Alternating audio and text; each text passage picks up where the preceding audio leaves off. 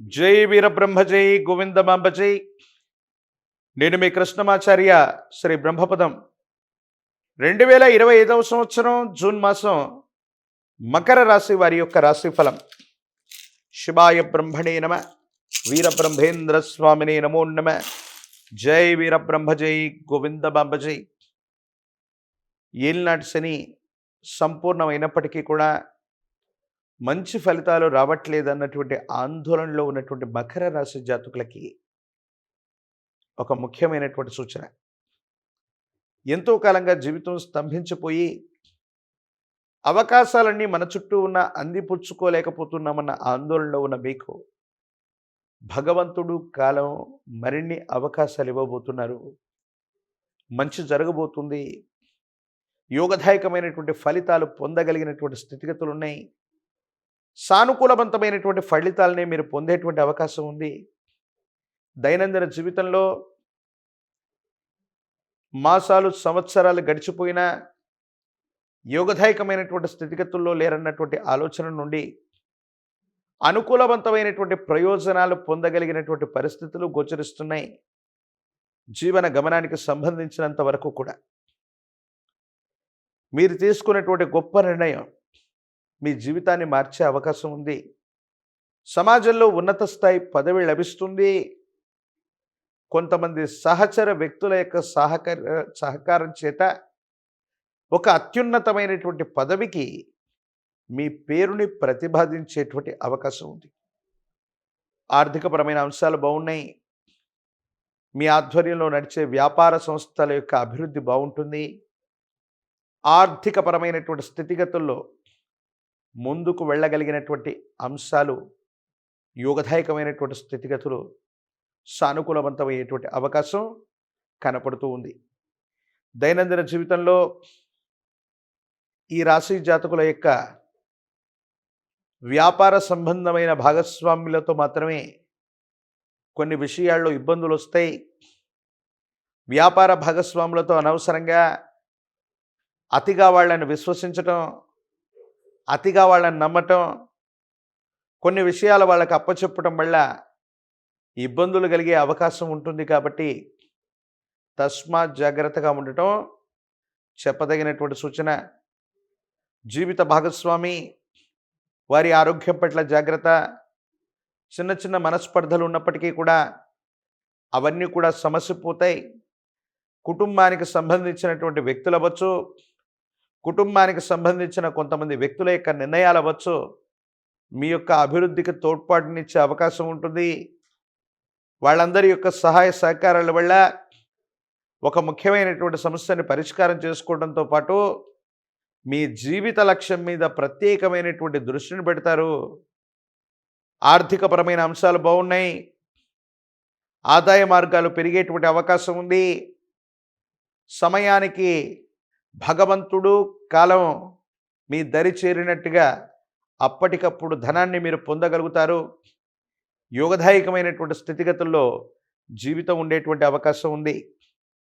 ప్రత్యేకించి ఎప్పుడైతే మనం విశేషంగా కష్టపడుతుంటామో, విరామం విశ్రాంతి లేకుండా పనిచేస్తూ ఉంటామో, నరఘోష, నరదిష్టి, నరపీడలు కూడా అధికమవుతూ ఉంటాయి.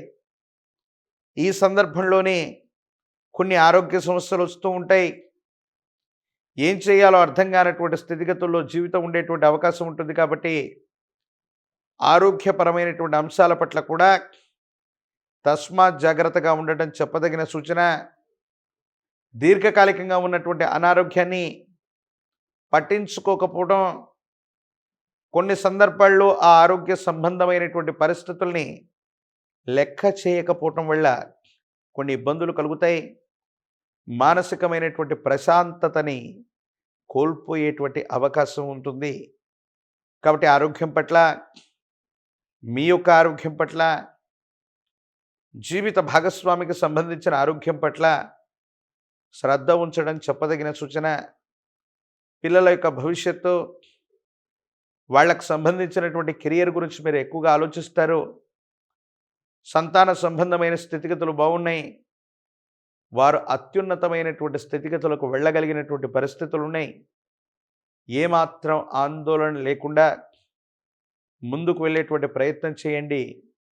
అన్నీ కూడా సఫలీకృతమయ్యే అవకాశం ఉంది. విందులు, వినోదాలు, విహారయాత్రలకు సంబంధించిన అంశాలు బాగున్నాయి.